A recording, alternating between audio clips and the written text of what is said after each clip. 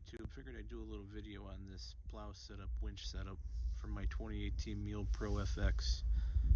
I did this project over the last couple days and really was not bad. A couple things I'll show that I didn't care for, a couple things I'll show you that I liked. So this is my Pro FX. I don't have the FXT, it's just the single row seating there. I got this machine brand new back in 2018. Been a great machine, really don't have any complaints with it. But I figured, well, it's time for a plow. It's part of the reason I bought it to begin with. Do a lot of firewood here, so it's usually loaded up with firewood, bring it, from the woods to the wood pile, and from the wood pile to the house, etc.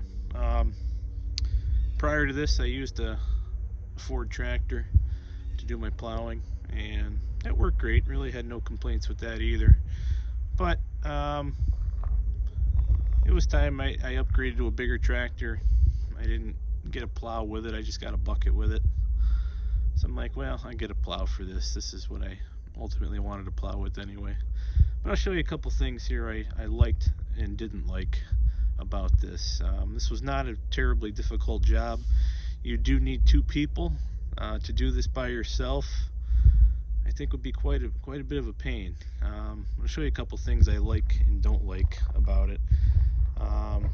First of all, I do like how the winch mount lined up to the machine. So the winch mount is all in here, and that bolted onto the machine very nicely without an issue. This is all KFI stuff. This is a KFI winch, KFI winch mount, KFI push tubes, KFI plow. Now, for me, it was about $1,200 for everything, which is a lot, but I figure, well, I'll have this for a long time. This should last me a long time. Could I have saved a little bit going with a Harbor Freight winch? Yeah, but personally, I like having things that are going to line up, they're going to match up. I'm not going to have any issues. I don't have to do redneck engineering to make it work, etc. So this worked out just like that. It worked out great. Everything bolted on as it should. The winch bolted on the plate very well. It's a nice winch. Looks good so far. It's worked okay. I haven't plowed snow with it yet, but for what it's been doing up and down so far, it's working fine. The push tubes and the plow went together okay. This was a two-person job getting these springs up here. They're kind of in a V shape like that, which is, I thought, a little odd, but that's how they recommend you install them in the book. But anyway, you have three settings right here that determine the pitch of your plow. So if you go with the one closest here, your plow is going to end up kind of being a little far, I think it's back. And then if the center has it pretty well lined up and down, which is where I want it, and the other one obviously will push it far the opposite direction. These springs are tough springs though to do by yourself, so I ended up putting a breaker bar through here, pulling this, had my wife grab the nut up here quick and get it in there so I could get it started, but they definitely have some tension on it. This is a heavy plow, which I like. One thing I was impressed with is the build quality of this plow is pretty impressive. Push tubes also, I think, are built very well. Your angle adjustment for the plow is easy to pick in and out. That's not an issue there. Plow itself, I don't have any gripes with so far. We'll see when I get plowing with it in the wintertime, see how it does, but I don't see why there should be a problem. But I like having a heavier plow. I think it works better overall than having a light one.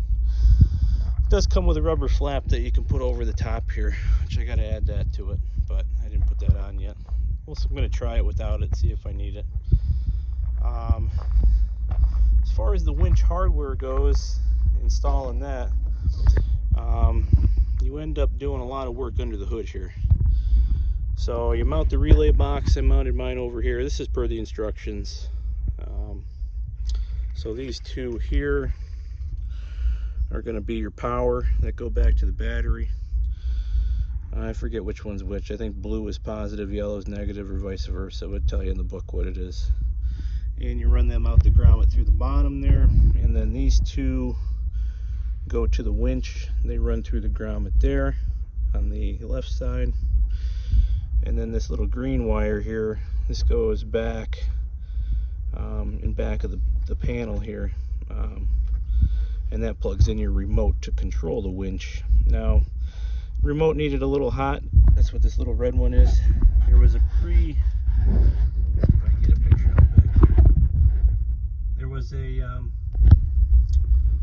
a spot that was already pre-wired from the factory that's ready to accept. It's like an auxiliary plug. You could use it for whatever. I just plugged into that and crimped it, and then that way the switch is on battery power, which is nice. Now, this is one thing I don't care for, which I think is kind of poor, is this is where I ended up mounting the control for the winch. Now, what I don't like about it is it's upside down. Now, this is, you know, kind of trivial, but when you pay $1,200 for something, you kind of want it right. You can't turn this right side up because this bracket has to go on this side. So if you on the bottom of this is the screws that hold the switch together, so you can't take those off and swap it. The only thing you could do with this to make it so it's upright is mount it somewhere different than I did, but a lot of the surfaces in here are rounded. Like this is rounded up here, this is rounded here, it's not flat. This is the best I could find that's really flat to mount this switch. Now, the only downside was it's you know, the text is upside down, and you know, kind of looks crappy, but I mean, what are you going to do? Now, the other part of this is this particular switch is pretty fat in comparison to what would go in here. These are a lot smaller where the holes would be for where you could mount other switches. And to be honest with you, man, you know, you probably carve it out, make it look, you know, put it in there, but even so, you put it in there sideways, then you're going to have sideways mounted text. So, you know, what are you going to do? I think that's really kind of designed for being on a you know, a quad or an ATV, where you can mount it on a handlebar. It did come with a handlebar mount, and you know that you could arrange it any way you want. But in here, you can't really use a handlebar mount. So, you know, whatever. Does it make you upset? Well, I'm not going to lose any sleep over it, but you know, something that I wish was a little better. Moving on from there, really routing the wires was easy. This is how they came down from that the top grommet up there. This is for the wires that go to the winch itself. So they come out the top here. I got them zip tied up here. Just run them down along the side. They plug into the winch. That's easy enough to do. They don't give you much slack with them, so you got to run it. You got to kind of be careful when you're running it. But you got enough room. It'll work. You just might have to finagle it a little bit. The longer run is the power wires to the battery. Now, they ran out the side here, out of that grommet, and they follow this wire loom that goes all the way back to the back of the machine, to where the battery goes. You do have to take both of the splash guards off underneath. You can't just take one off and be done with it. You gotta take both off, and boy, they put enough screws in those splash guards to keep this thing totally covered. There's no way you're gonna rip that splash guard off with how many screws they put in it. Either one of them. They're both screwed in there very well. But this is another spot where you need two people, because somebody's got to feed you wires up there while somebody else is underneath running it through. You do need the wire extension kit for this. Another $50 you got to spend, which kind of sucks here again, but what are you going to do? Being that it's a far distance from the front here, going all the way to the back, you have to have the extension kit. And the one that comes with it, you essentially don't use. So that's sitting on the shelf in the garage. I'll probably never use it. But come back here to the battery, you come in through this hole in the back.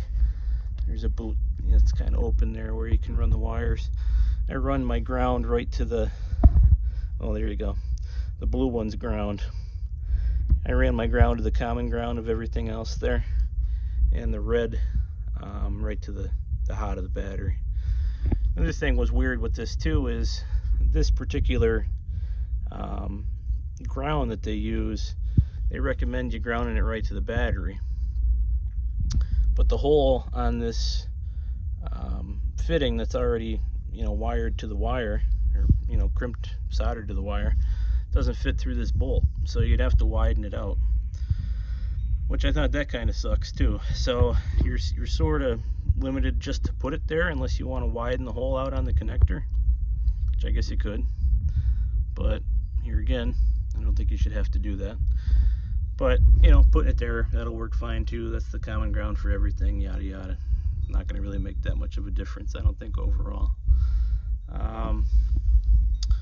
Other than that, the skis, for me, setting the skis up was pretty easy. I went down my parents' house. They have a nice paved driveway. I have a dirt driveway.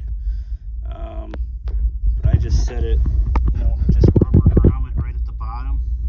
Then I put all the spacers up at the top, and that's pretty level. The skis are taking most of the weight. I think there's a slight gap where the blade is, where the cutting edge is, and that's perfect. I think that's right where you want it. So, but here again, we'll have to figure that out as we go and see, you know, how that goes, if it needs further adjustment or not. Setup for this and hooking up is very easy. You just got these 2 pins here. Put the cotter pin on there to hold it. You just pull right up to the plow and hook right up to it. It's easy enough to do. This part, you know, picking this up isn't terribly heavy, but good, you know, you can't really move this. Good luck moving it. You can move it, but it's not something you really want to do. Other than that, I mean, I didn't see much on YouTube that really kind of went over this. There was a couple videos on installs, but it's really not bad. If you get the KFI kit, follow the directions. If you're, you know, somewhat mechanically inclined, you can figure this out. I'm not an expert by any means, but I could certainly do this. One thing I did forget, which I'll show you here, is the plow mount itself mounts totally onto the push bar here in the frame of this. So on the bottom of the push bar, there's 2 little small holes. If you haven't drilled yours out yet, there's 2 little tiny holes. They're like toothpick size. 7/16 drill. You want to drill out both of them on that side, both of them on that side. These 2 here, and these 2 here. And you run your carriage bolts through there, and you bolt them to the other side. What I don't really care for how that is, because there's really not this push bar, this, you know, brush guard isn't really that, in my opinion, strong, but I guess they figure it's strong enough to work for what you got to do. There's 3 other bolts on the bottom that you mount in there also. If you could see them under there. I'm doing this on my cell phone, so it kind of sucks, but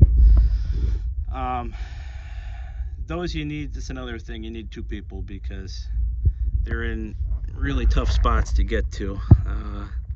The one is not on this side, it's on the opposite side, but I had to get a 3/8 wrench with one of those angle extensions, and you got to go down over this, and there's a bolt in here. There's a bolt in the back a little further. You'll see once you get under there. It's, you know, you can see what they're talking about, but one bolt you can see, I think it's right there, that shiny one down there. It's tough to get to. You need 2 people for it, but we'll see how this holds up. I'm going to be curious to see, you know, over the course of time how it's going to do, but that's how they recommended you mounting it up, so that's what I did. So anyway, any questions, leave in the comments. I can probably point you in the right direction here. That's about it. Hopefully help somebody out. Like I said, not too bad of a job. 2 people.